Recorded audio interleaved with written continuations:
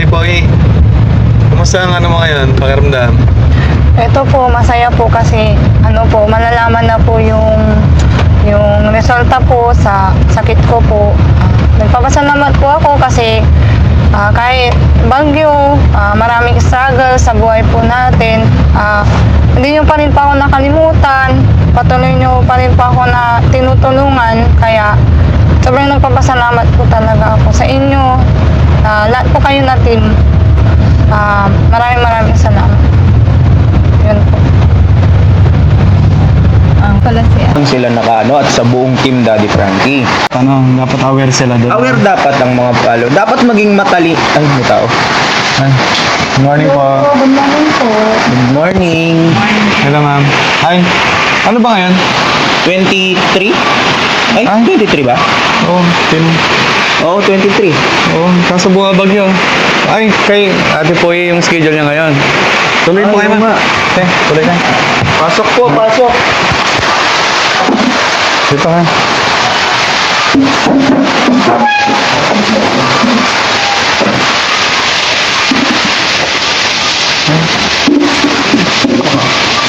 Ay, good morning ma'am. Good morning po. Dito ate.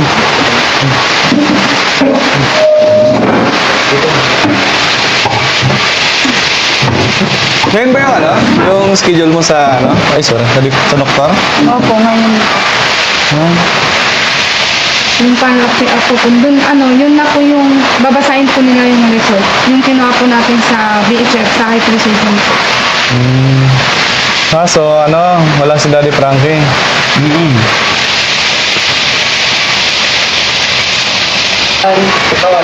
Ngayon ba yung ano? Yung schedule mo sa Region 1 Hospital? Opo, ngayon po. Ngayon po nila babasahin. Pwedeng ano? Pwedeng kabit natin to. Ano ba? Oo nga pala, no? Nakalimutan natin. No? Oo, kasi ano, nangyari kasi, busy si Daddy Frankie ngayon. Paano kaya yan? Mayroon kasing hindi inaasahan nangyari kay Daddy Frankie sa pamilya niya. So, yun, binigyan naman kami ni Daddy Frankie ng authorization para maging host ngayon, ngayong araw. So, yun mga kababayan, kami muna po ang host for today sa Daddy Frankie Official at sa Daddy Frankie sa kanyang YouTube, no? Kasama ko si Kuya KJ at ang buong team, Kuya GC, Kuya Chris, Kuya Tax, no? So ngayon si Ate Poy napasugod so ngayong araw. So kumusta pala ang pakiramdam mo? Dati pa rin po, pag napapagod po ako, nanduduling pa rin po yung mata ko, tapos nahirapan pa rin po ako magsalita, nangungungo pa rin po ako, tapos may time po na namamanid po yung mga kamay ko. Ganun po, kaya gusto ko po talaga malaman kung saan po talaga nagmumula po yung nararamdaman ko po. Pero may iniinom ka naman na gamot. Opo, sa sinusitis ko lang po. Sa sinusitis. Opo, yung sa po sa mata, wala pa po. Wala pa po nire-reseta sa akin. So bali, ang ano kasi natin ngayon, kaya nawala din sa isip namin kasi yung bagyo nga na ito, nangyayari ngayon. At the same time, hindi natin sure kung merong doktor ngayon.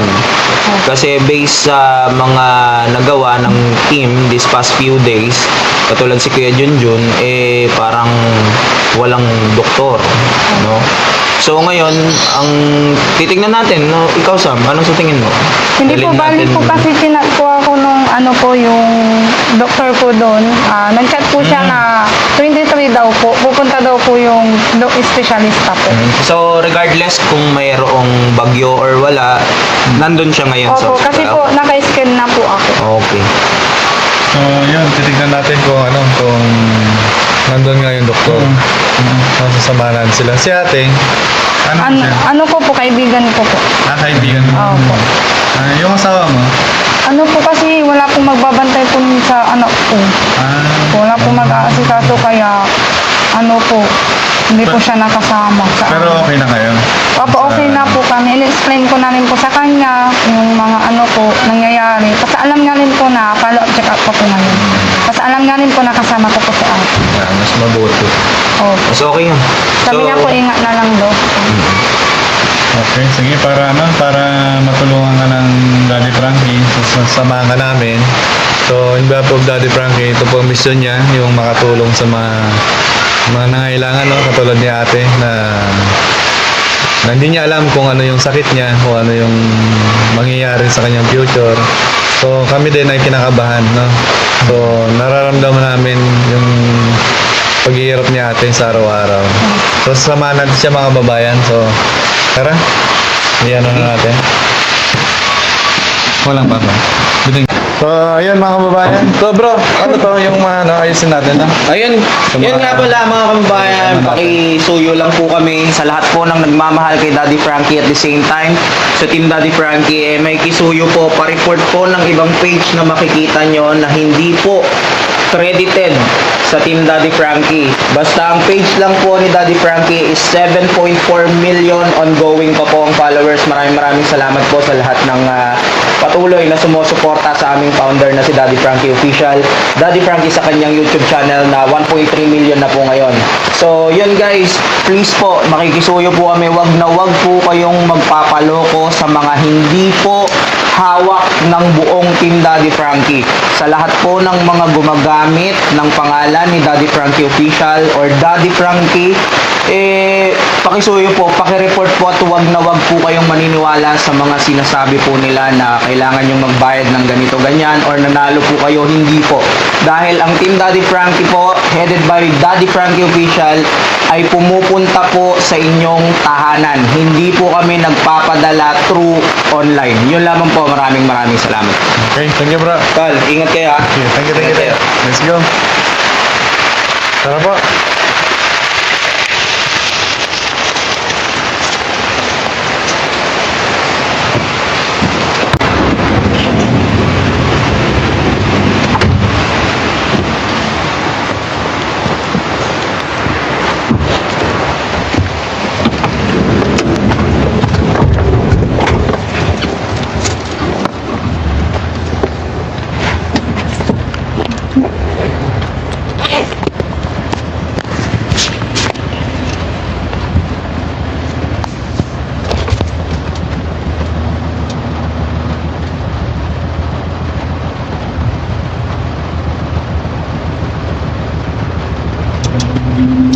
Yeah.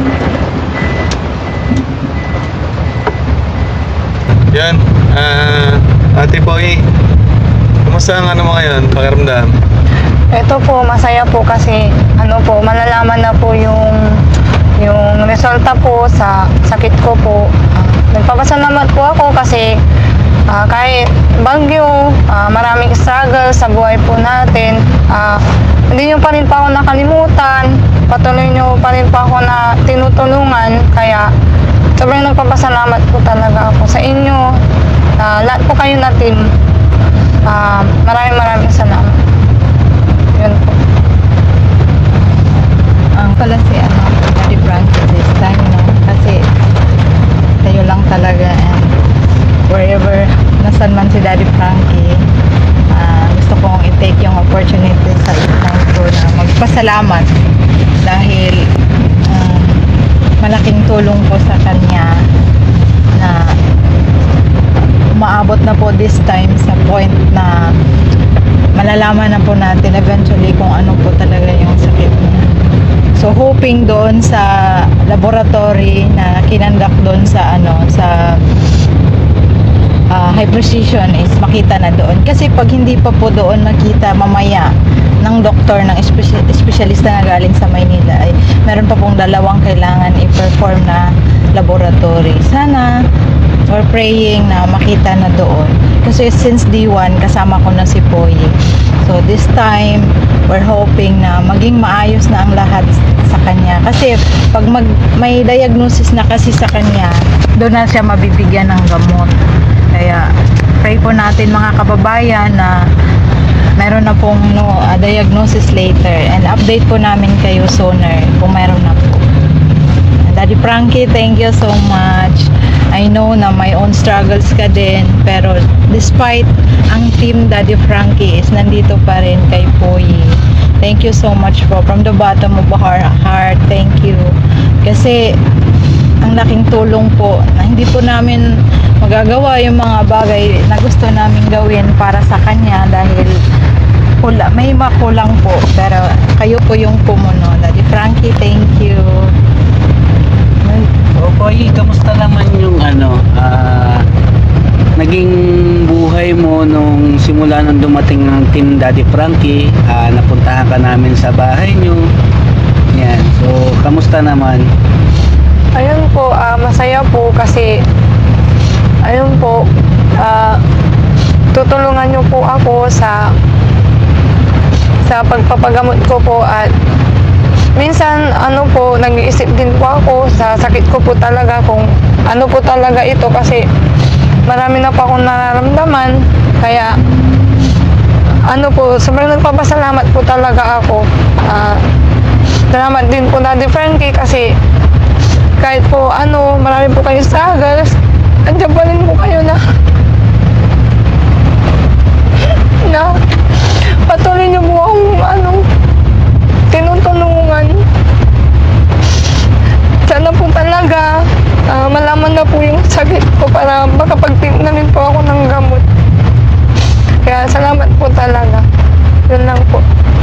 Basta mag-pray ka lang po, Opo. Hindi tayo pababayaan ni God. So, nandito yung team para tulungan ka makapunta dun sa doktor. Opo. Para malaman natin mamaya kung ano ba yung result ng sa test. Laboratory test ba tawag dun? So, kahit wala dito si Daddy Frankie, syempre, nandito yung mga team para suportahan ka at para tulungan ka, no? Kasi hindi biro-biro yung mga ganyang case pagdating sa mga mata, di ba? Medyo risky yan pagka so kailangan agapan yan, Opo. di ba? So kamusta naman yung yung mga anak mo? So may bagyo kasi ngayon may pasok ba sila? Ayun po, hindi po sila nakakapasok. Nasa bahay lang po sila. Kasi wala pong pasok. Kasama po nung tatay po nila. Yun. So kamusta naman kayo ni Mister? Okay naman po, kahit Okay papaano, naman. opo. Nakakaraos po sa araw-araw. Tas, okay na rin po kami. Nakakapag-usap na rin po kami. Buti, naintindihan na niya yung yung sitwasyon. Opo. Para saan ba yung pagtulong ng ginagawa ng Daddy Frankie, Opo. So, anong inaasahan mo na na maging resulta ng iyong test pagdating natin doon? Sana po, okay lang po siya. Hindi po siya malala. Ganun po yung inaasahan ko po. Sana makuha pa po siya sa gamot. Pray lang po. tayo kay God. Opo. Magiging maayos ang lahat. Ate Poy, alam namin na yung pinagdadaanan mo mahirap, ano yung mapapayo mo sa mga kabataan, lalo sa ngayon, uso yung mga gadgets, mga cellphone, ano yung pwede mong ipayo sa kanila para maiwasan nila?